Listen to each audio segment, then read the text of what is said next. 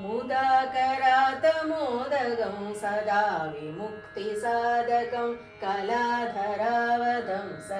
विलासिलोकरक्षकम् अनायकैकनायकं विनाशिते भदैत्यकं नताशुभासुनाशकं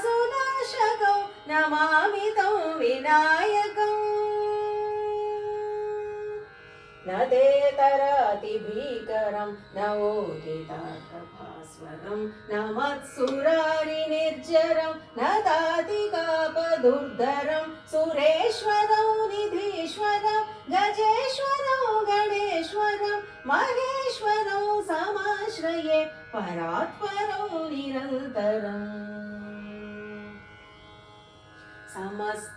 समस्तलोकशङ्करं निरस्तदैत्यकुञ्जरं धरेतरोदरं वरं वरे भवक्त्रमक्षरं कृपाकरं क्षमाकरं मुदाकरं यशस्करं मनस्करं नमस्कृतां नमस्करोमि भास्वरम्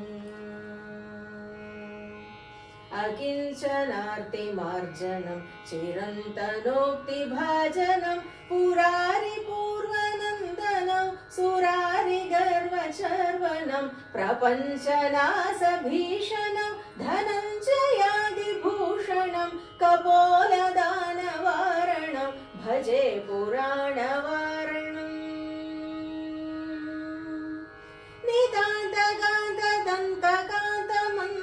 नितान्तकान्तदन्तकान्तमन्तकान्तकात्मजम् अचिन्त्यरूपमन्दहीनमन्तराय कृन्तकं हृदन्तरे निरन्तरं वसन्तमेव योगिनां त्वमेकदन्तमेव तं विचिन्तयामि सन्ततम्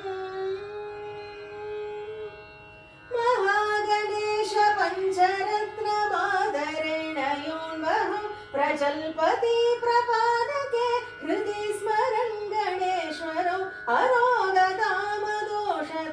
सुसागितीं सुपुत्रतां समाहितायुरष्टभूतिमभ्युमैति